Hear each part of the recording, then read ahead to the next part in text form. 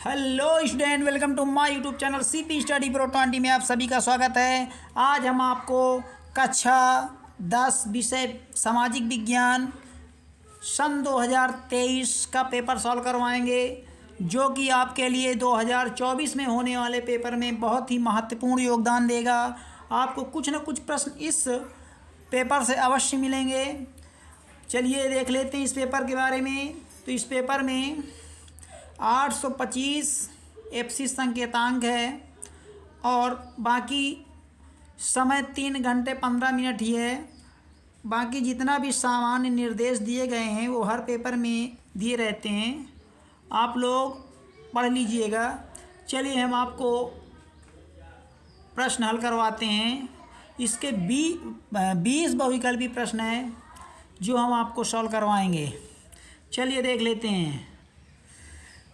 चलिए question number खंड आ है बहुविकल्पी प्रश्न, जिसका क्वेश्चन नंबर 1, फ्रांस की क्रांति कब हुई थी? तो फ्रांस की क्रांति कब हुई थी बेटा? फ्रांस की क्रांति 1789 ईस्वी में हुई थी। विकल्प सी सही होगा इसका। और दूसरा प्रश्न है आपका, जोसेपी मोत्सिनी का संबंध था, तो किससे संबंध था? ऑप्शन ए है इटली के एकीकरण से, जर्मनी के एकीकरण से, और इंग्लैंड के राष्ट्रवाद से, फ्रांस के राष्ट्रवाद से। तो जोसेपी मोत्सिनी का संबंध था वो इटली के एकीकरण से था, इटली के एकीकरण से। और दूसरा प्रश्न है, तीसरा प्रश्न है आपका, हिंद स्वराज पुस्तक के लेखक कौन हैं? तो हिंद स्वराज पुस्तक के लेखक कौन हैं? तो हिंद स्वराज पुस्तक के लेखक जवाहरलाल नेहरू हैं, महात्मा गांधी, विनोबा भावे, बाल गंगाधर तिलक। तो हिंद स्वराज पुस्तक के लेखक हैं महात्मा गांधी, महात्मा गांधी जी हैं। 3 का भी पार्ट सही हो जाएगा। और चौथा प्रश्न है आपका, निम्नलिखित में से किसने बारदौली सत्याग्रह का नेतृत्व किया था? तो बारदौली सत्याग्रह का नेतृत्व करने वाले लीडर का नाम था सरदार वल्लभ भाई पटेल। इन्होंने 1928 ईस्वी में बारदौली सत्याग्रह का नेतृत्व किया था। अगला प्रश्न है, 5 नंबर प्रश्न आपका है, जब फ्रांस छींकता है तो बाकी यूरोप को सर्दी जुकाम हो जाता है, यह किसका कथन है? तो यह कथन है मेटरनिख। ऑप्शन ए सही होगा, 5 का ए। ऑप्शन ए सही होगा, 5 का ए। मेटरनिख का कथन है कि जब फ्रांस छींकता है तो बाकी यूरोप को सर्दी जुकाम हो जाता है। चलिए क्वेश्चन नंबर 6 देखते हैं। क्वेश्चन नंबर 6 है आपका, भारत में संघीय राज्यों की संख्या कितनी है? तो भारत में संघीय राज्यों की संख्या 28 है। भारत में राज्यों की संख्या कितनी है बेटा? 28 राज्य हैं। चलिए, आप लोग भूल जाते हैं, कृपया चैनल को सब्सक्राइब कर लें और लाइक करें और अपने साथियों के साथ शेयर करें। अगला प्रश्न, विश्व का सबसे बड़ा लोकतांत्रिक देश है? तो विश्व का सबसे बड़ा लोकतांत्रिक देश है भारत। विश्व का सबसे बड़ा लोकतांत्रिक देश है। और नेक्स्ट प्रश्न है आपका, 8 नंबर प्रश्न है, भारत के संविधान की 8वीं अनुसूची में कुल भाषाएं कितनी हैं? तो भारत के संविधान की 8वीं अनुसूची में कुल भाषाएं हैं 22 भाषाएं हैं। 22 भाषाएं हैं। अगला प्रश्न है, लोकतंत्र में शक्ति का स्रोत है। लोकतंत्र में शक्ति का स्रोत क्या होता है? तो लोकतंत्र में शक्ति का स्रोत होता है जनता। लोकतंत्र जनता के माध्यम से चलता है।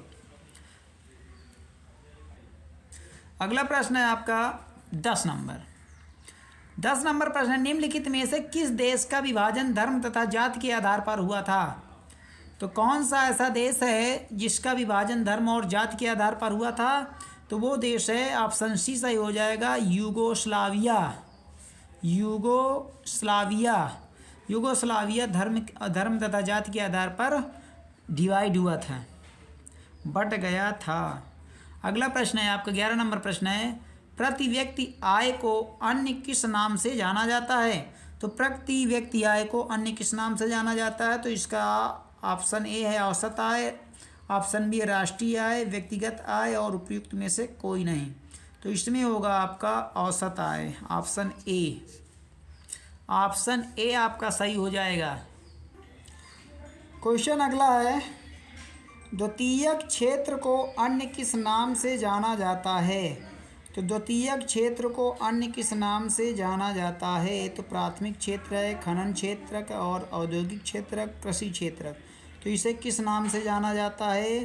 तो इसे औद्योगिक क्षेत्र के नाम से जाना जाता है। आपका सी पार्ट सही हो जाएगा, औद्योगिक क्षेत्रक। 13 नंबर प्रश्न आपका है, सेवाओं को किस क्रियाकलाप क्षेत्रक के अंतर्गत रखा जाता है? तो जो सेवाओं को है वो किसके अंतर्गत रखा जाता है? तो सेवाओं को हम रखते हैं तृतीयक क्षेत्रक के अनुसार रखा जाता है। क्वेश्चन नंबर 14 है आपका, भारत का अधिकांश विदेशी व्यापार होता है। तो भारत का अधिकांश विदेशी व्यापार किससे होता है भाई? सड़क मार्ग से होता है कि समुद्री मार्ग से होता है कि रेल मार्ग से कि वायु मार्ग से? तो इसमें समुद्र मार्ग से भी होता है और वायु मार्ग से भी होता है, लेकिन यहाँ पूछा गया है भारत का अधिकांश विदेशी व्यापार होता है, तो यहाँ पर समुद्री मार्ग से सही होता है। तो बी पार्ट आपका सही होगा, भारत का अधिकांश विदेशी व्यापार होता है किससे? समुद्री मार्ग से। इससे भी होता है, वायु मार्ग से भी होता है। वैसे तो सही कहें तो दोनों होने चाहिए था कि समुद्री मार्ग से और वायु मार्ग से, लेकिन चलिए समुद्री मार्ग ही ज़्यादा सही लग रहा है। अगला प्रश्न है आपका, राष्ट्रीय उपभोक्ता अधिकार दिवस कब मनाया जाता है? तो राष्ट्रीय उपभोक्ता अधिकार दिवस कब मनाया जाता है? सभी बच्चे कमेंट बॉक्स में इसका आंसर दें। तो ये मनाया जाता है 24 दिसंबर को। 24 दिसंबर को मनाया जाता है। इनमें से किस राज्य संघ क्षेत्र में काली मृदा पाई जाती है? तो काली मृदा वाला स्थान कौन सा भाई? काली मृदा महाराष्ट्र और कर्नाटक में पाई जाती है। अगला प्रश्न है, एजेंडा 21 का संबंध किससे है? जो एजेंडा 21 का संबंध है, एजेंडा 21 का संबंध किससे? सतत पोषणीय विकास से है। सतत पोषणीय विकास से, ऑप्शन डी सही हो जाएगा। वेरी वेरी इंपॉर्टेंट प्रश्न भाई। अगला प्रश्न है आपका, ग्रीन इंडिया मिशन किस वर्ष में आरंभ किया गया? तो ग्रीन इंडिया मिशन आपका 2014 में प्रारंभ किया गया था। 2014 में चला था ग्रीन इंडिया मिशन। और इसके बाद है ऑप्शन 18 का ऑप्शन सी हो जाएगा भाई। और 19 नंबर पर निम्नलिखित में से कौन सी फसल मुख्य रूप से जायद फसल का उदाहरण है? तो जायद फसल जो होती है वो गर्मियों में बोई जाती है। तो गर्मियों में कौन सी फसल होती है? धान, गेहूँ, चना। तो तरबूज होता है भाई, तरबूज। जायद की फसल क्या है? तरबूज। आग्नेय चट्टानों में पाया जाने वाला खनिज होता है, क्वेश्चन 20 है आपका, आग्नेय चट्टानों में पाया जाने वाला खनिज है जस्ता। जस्ता आपका है आग्नेय चट्टानों में पाया जाने वाला खनिज जस्ता। ये 20 प्रश्न आपके हमने सॉल्व करवाए। चलिए आगे कुछ प्रश्न हैं जो नक्शे में, मैप में दर्शाए जाते हैं, उनके बारे में भी थोड़ी सी बात कर लेते हैं। अगले वीडियो में आपको हम मैप भरना बताएंगे। चलिए दिखाते हैं आपको। चलिए आगे पेपर देख लेते हैं। 21 नंबर प्रश्न देख लीजिए, 22 नंबर देख लीजिए। इसी प्रकार के प्रश्न आपको 2024 के पेपर में देखने को मिलेंगे। अगला प्रश्न आपके देख लीजिए, प्रश्न है 26 नंबर प्रश्न है, इटली का एकीकरण कैसे हुआ? जर्मनी का एकीकरण कैसे हुआ? तो एक प्रश्न आपका आता है यहाँ से, तो इसको भी तैयार करिए। 27 नंबर प्रश्न और 28 और देख लीजिए। 29 नंबर प्रश्न आपका है मानचित्र संबंधी प्रश्न है, जिनको आपको मानचित्र में दर्शाना है। और मानचित्र इतनी समय हमारे पास है नहीं, हम आपको अगले वीडियो में मानचित्र में दर्शा के दिखाएंगे कि किस प्रकार आपको मानचित्र में दर्शाना है। चलिए फिर भी इनके आंसर हम आपको बता देते हैं। लिखा हुआ है, वह स्थान जहाँ नील की खेती करने वाले किसानों का आंदोलन हुआ था। तो वह स्थान कौन सा था भाई जहाँ नील की खेती का आंदोलन हुआ था किसानों द्वारा? तो पहला आंदोलन था 1917 में हुआ था। 1917 में यह आंदोलन हुआ था और क्षेत्र का नाम था चंपारण। चंपारण में हुआ था। चंपारण कहाँ पड़ता है? चंपारण बिहार में पड़ता है। बिहार में गांधी जी ने यहीं से अपना पहला आंदोलन शुरुआत की थी। पहले आंदोलन की शुरुआत गांधी जी ने बिहार के चंपारण नामक स्थान से की थी।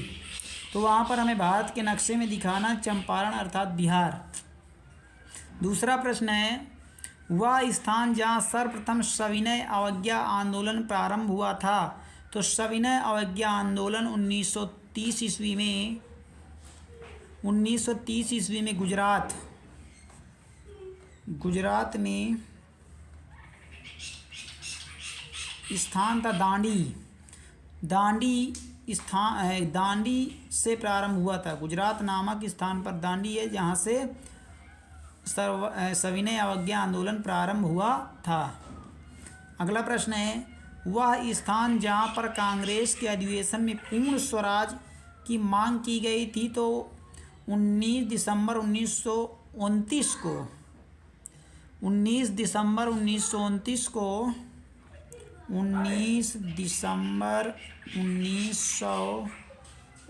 को पूर्ण स्वराज की मांग कहाँ की गई थी? लाहौर में की गई थी। लाहौर अधिवेशन में की गई थी। 19 दिसंबर 1929 को कहाँ की गई थी? लाहौर अधिवेशन में की गई थी। अगला प्रश्न है, वह स्थान जहाँ जलियांवाला बाग हत्याकांड हुआ था। तो जलियांवाला बाग हत्याकांड कहाँ हुआ था? 13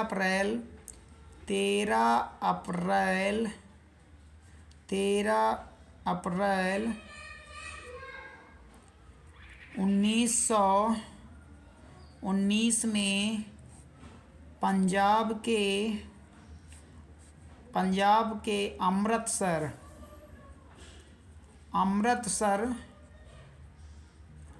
नामक स्थान पर हुआ था। और अगला प्रश्न है आपका,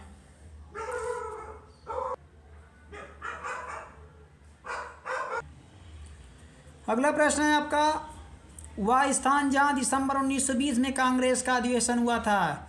तो वह स्थान आपका है, कांग्रेस का जो अधिवेशन हुआ था उस स्थान का नाम है नागपुर। नागपुर कहाँ पड़ता है भाई? नागपुर महाराष्ट्र में पड़ता है।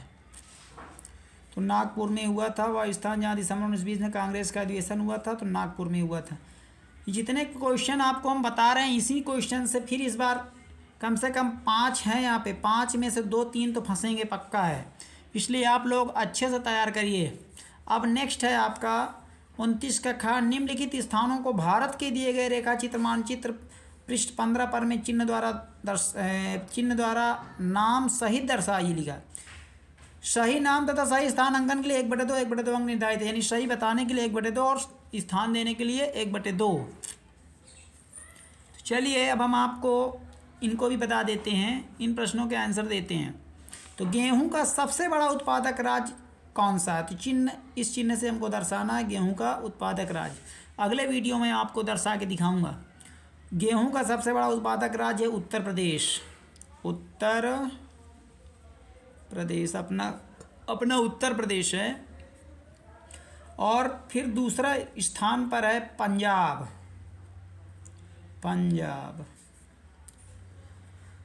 अगला प्रश्न है आपका, हाँ, उत्तर प्रदेश से जो गेहूं का उत्पादन होता है वो 32.42% गेहूं का उत्पादन उत्तर प्रदेश में होता है।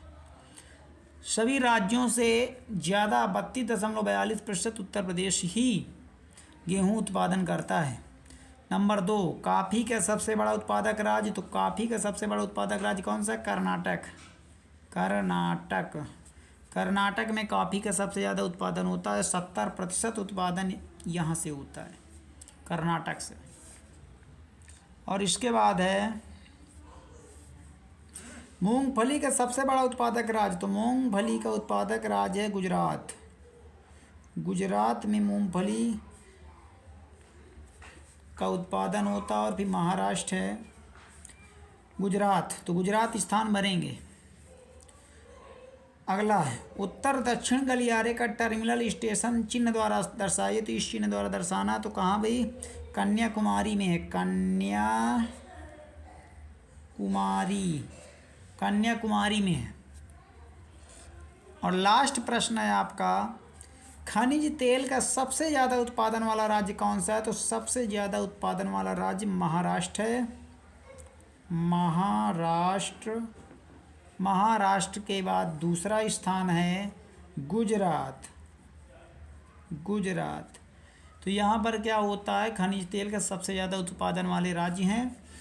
और एक अपना असम भी है, और असम भी है। असम में भी खनिज तेल का सबसे ज़्यादा उत्पादन वाला राज्य इस चिन्ह द्वारा आपको दर्शाना है। तो महाराष्ट्र सबसे पहला, महाराष्ट्र फिर गुजरात है और फिर असम आता है। चलिए, आपको हमने 20 प्रश्नों के आंसर बताए और इसके बाद जो मानचित्र में दर्शाना था उनके बारे में कुछ छोटी सी जानकारी दी। तो आपको अगर वीडियो अच्छा लगा हो तो लाइक करें, सब्सक्राइब करें और चैनल को अपने साथियों के साथ भी शेयर कर दें, जिससे उनका भी कुछ लाभ मिले। ठीक है स्टूडेंट्स, तो धन्यवाद आप लोगों का, आप लोगों ने अच्छे से वीडियो को देखा। Thanks you.